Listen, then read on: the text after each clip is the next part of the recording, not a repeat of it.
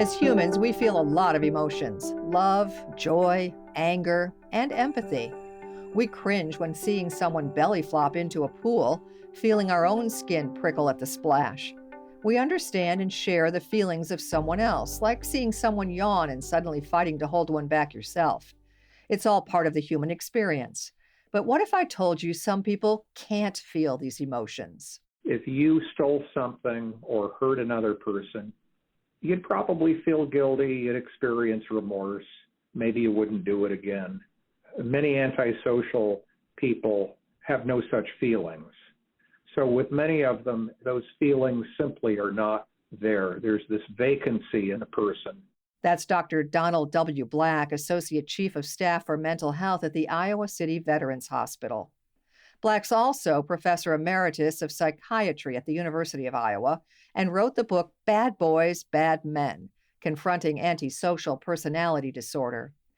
He says antisocial personality disorder, or ASPD, affects each person differently. At one end of the antisocial spectrum, you have people who absolutely lack a conscience. For example, someone who is a serial killer. At the other end, you may have someone who is mildly antisocial. Maybe they cheat on their taxes, they're unfaithful to their spouse, maybe they have some minor legal problems, but maybe their conscience is mostly intact. So things are present along a spectrum. And this is not an uncommon disorder, occurring in up to 4% of people in the U.S. Though antisocial is in the name, that doesn't mean it's a disorder where people are shy.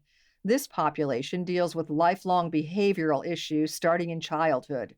Those affected with ASPD are easily bored and decide to act out, which Black says often harms others.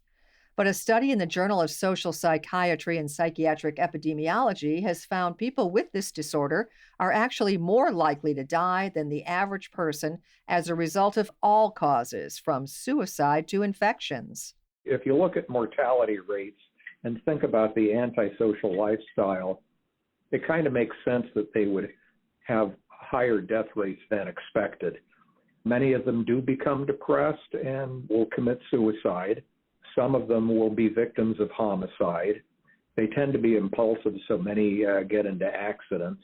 Maybe they would die an accidental death. And another factor is that they may not adequately take care of medical conditions. So there's some literature suggesting that they also die at excessive rates from natural causes, which to me means that they're not managing their medical conditions well. ASPD occurs significantly more often in men who already have shorter lifespans than women, according to a 2019 Harvard study. Black says the preference is still a mystery, but symptoms always show up in childhood, regardless of gender. Children who chronically misbehave are often given the diagnosis conduct disorder, and if it persists till they're 18, the diagnosis switches to ASPD, and experts believe it's a lifelong condition. Conduct disorder itself is often misidentified, misdiagnosed, not paid attention to. And many of those kids also meet criteria for ADHD. So parents gravitate to the ADHD diagnosis because they know there are medications that help. But the problem with that approach is that you're ignoring the behavioral component, the fact that they misbehave, they hurt others, they get into trouble. And the best thing for that is a treatment sometimes referred to as parental effectiveness therapy. That is, psychologists and other therapists working with parents to help them learn how to manage their kids' behavior better. Research points to the idea that both genetics and environment affect the development of ASPD. Black says people who become antisocials often come from families with long histories of mental illness and are abused or neglected as children. More often than not, these kids usually find friends that encourage and reinforce bad behavior.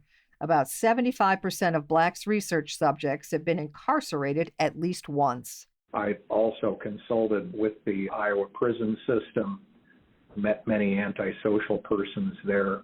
And if you think about it, antisocial personality disorder is associated with criminality.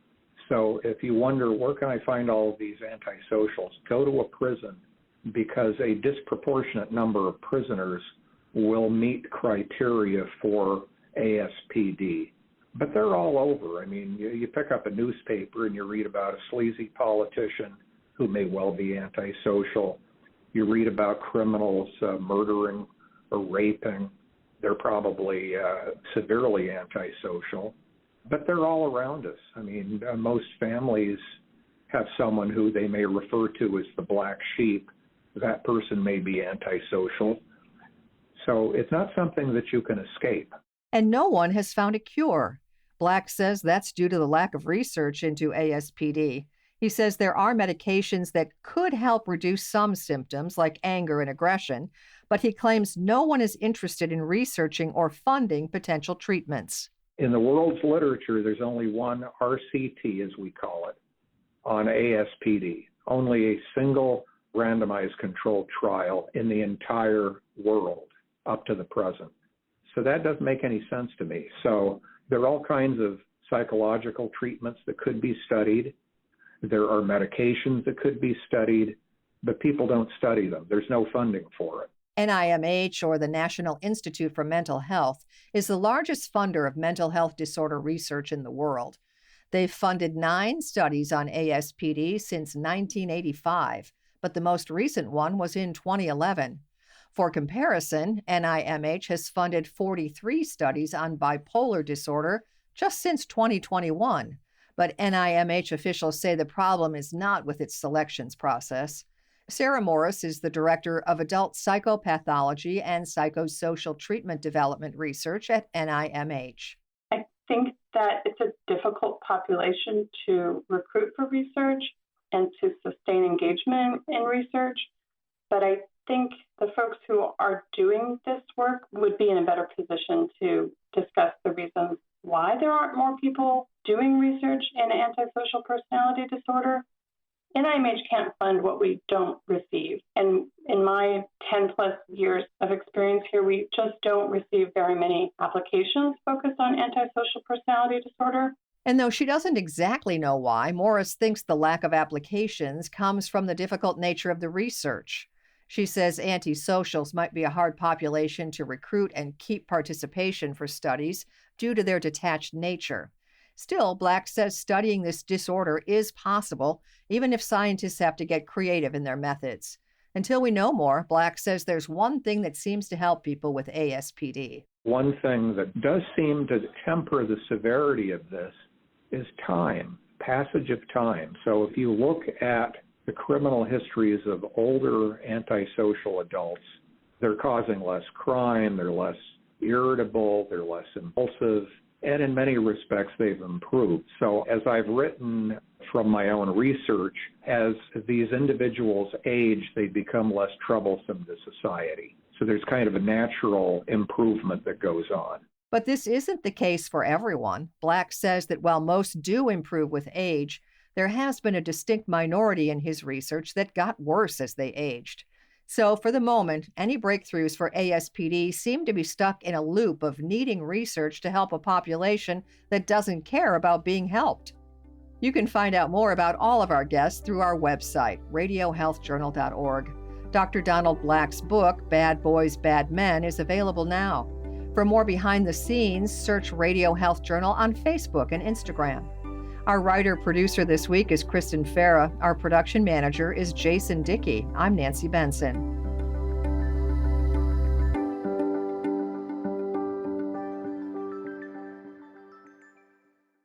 Coming up next week on Radio Health Journal. It's just like if you supply a 12-year-old with alcohol and then give them your car keys.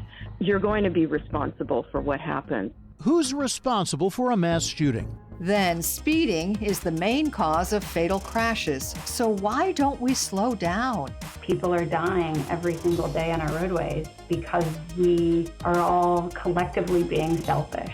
All that and more on Radio Health Journal. I'm Reed Pence, the producer and host of Radio Health Journal. If you like listening to Radio Health Journal, you'll also like our sister show, Viewpoints, which covers a wide array of topics from education to history to the environment. Here's a preview of what they're covering this week on Viewpoints.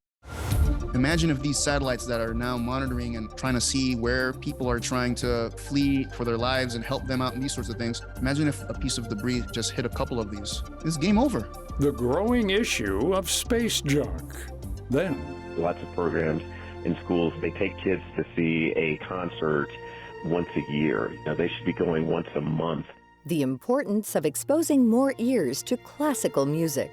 I'm Marty Peterson. And I'm Gary Price. These stories in depth this week on your public affairs magazine, Viewpoints. Listen to Radio Health Journal and Viewpoints on your favorite radio station. And subscribe and listen anytime on Apple Podcasts, Google Play, and Spotify. Also, follow us on Instagram and Twitter at Radio Health Journal. And that's Radio Health Journal for this week. Follow us on Twitter, Facebook, and Instagram to learn more. And check Apple Podcasts, Google Play, and Spotify for a library of past programs. Plus, you'll always find previous segments and information about our guests at radiohealthjournal.org. Join us again next week for another edition of Radio Health Journal.